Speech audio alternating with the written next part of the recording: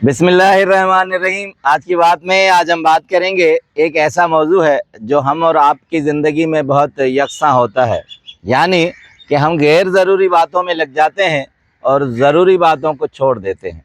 हम ज़िंदगी के बहुत से ऐसे काम होते हैं जो ज़रूरी होते हैं, उनको नहीं करते और गैर ज़रूरी बातों और कामों में उलझ जाते हैं। तो इसके लिए मौलाना रूम और शेख हयात साहब की एक किताब का हवाला आपसे शेयर चाहूँगा कि मौलाना रूम अपनी मसनवी में फरमाते हैं कि एक उलझे हुए बालों वाला शख्स नाई के पास आया।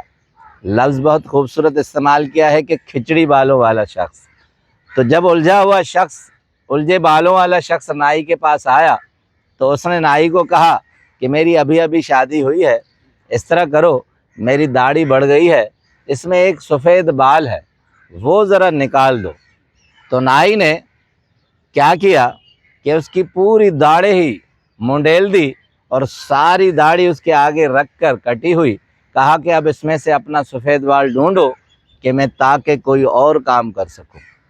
मौलाना रूम कहते हैं कि जो इश्क वाला आदमी होता है, जिसे इश्क होता है, वो अपने इश्क में मुब्तला होता है, ना कि वो ऐसे कामों में मुब्तला हो जाए कि गैर ज़रूरी चीज़ों में एक चीज़ को ढूंढता फिरे और अपना वक्त ज़ाया करे।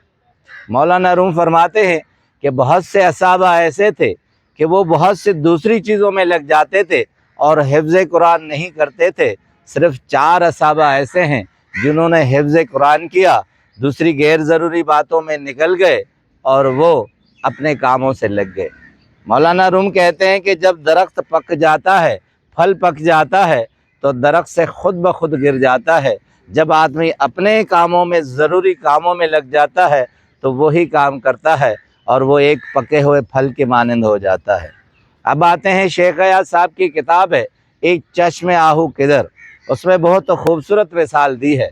वो कहते हैं अबू शेख ताहिर हरमी बाज़ार से जा रहे थे, बड़े बुज़ुर्ग थे।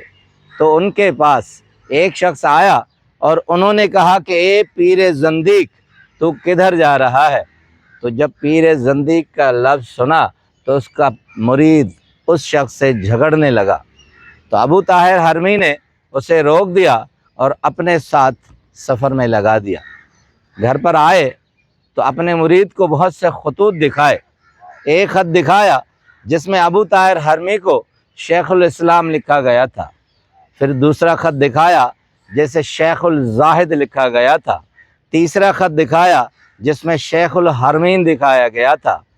तो शेख ताहिर हरमी ने कहा कि देखो, हर कोई अपने अपने हिसाब से ये अलकाब देता है, बज़ाहिर ये मेरा नाम नहीं है, ये सारी फजूलियात हैं जो गैर ज़रूरी चीज़ें हैं। मैं अगर इन चीज़ों में झगड़ता रहूं, वक्त बर्बाद कर सकूं, तो मैं अपना और रब इलाही का काम नहीं कर सकूंगा जो मुझे सौंपा गया है।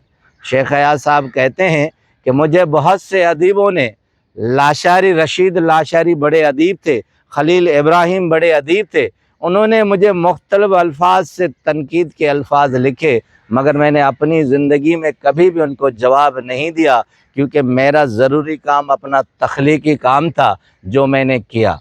यही वजह थी कि शेख हयात साहब ने 50 से ज़ायद नसर और शायरी में किताबें लिखी और अदब में बहुत बड़ा नाम पैदा किया।